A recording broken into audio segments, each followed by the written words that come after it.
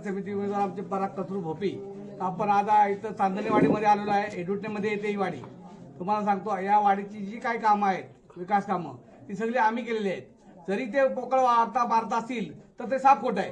कारण की इथला रस्ता, परत इथल्या पाण्याच्या टाक्या, इथली नल जोडणी, इथले अंगणवाडी ही सगळी कामं आम्ही केलेली आहेत. आणि शेतकरी कामगार पक्ष असा आहे, महाविकास आघाडीच्या माध्यमातून आपण बघतो नेहमी तलागारातील भागामध्ये जाऊन तिकडे त्या भागात कार्य करणं हे आमचं काम आहे. आणि हे काम आम्ही सातत्याने करत असतो.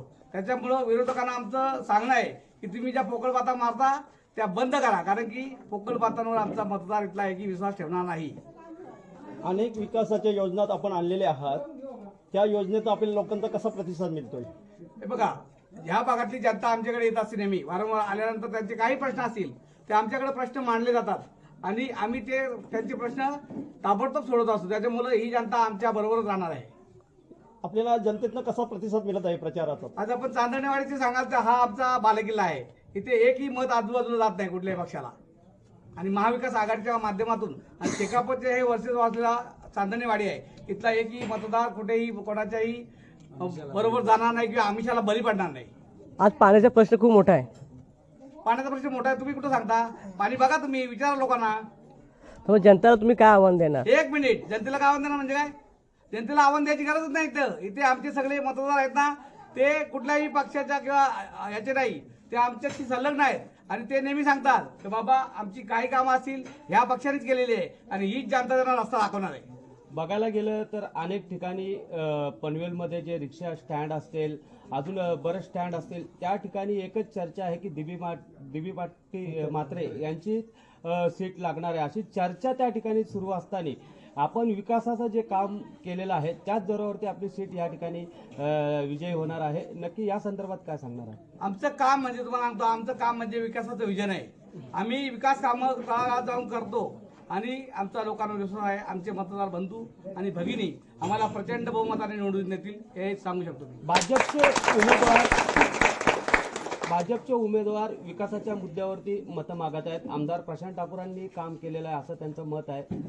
त्या संदर्भात काय आपले? मुळात 2008 सालीपासून प्रशांत ठाकूर इथे आमदार आहेत, आमदार महोदय आहेत.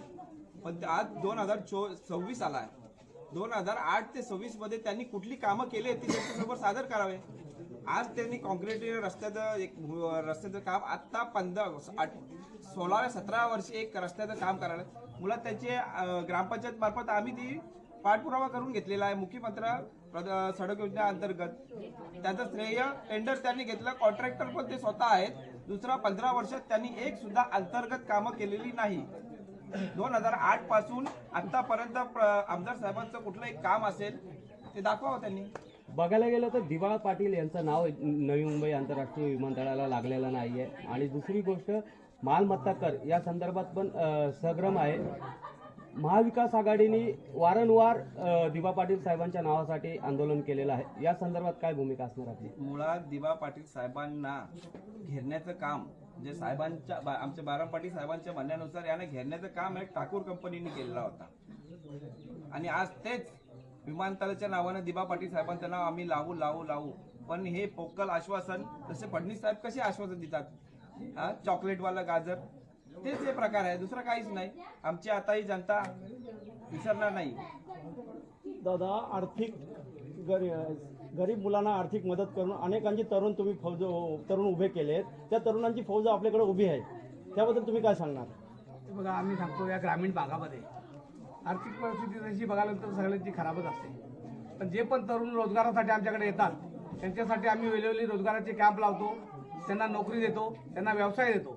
हे काम आम्ही सातत्याने करत असतो. त्याच्यामुळे तरुणांचा फौजफाटा आमच्या बरोबर नेहमीच असतो, आजच नाही.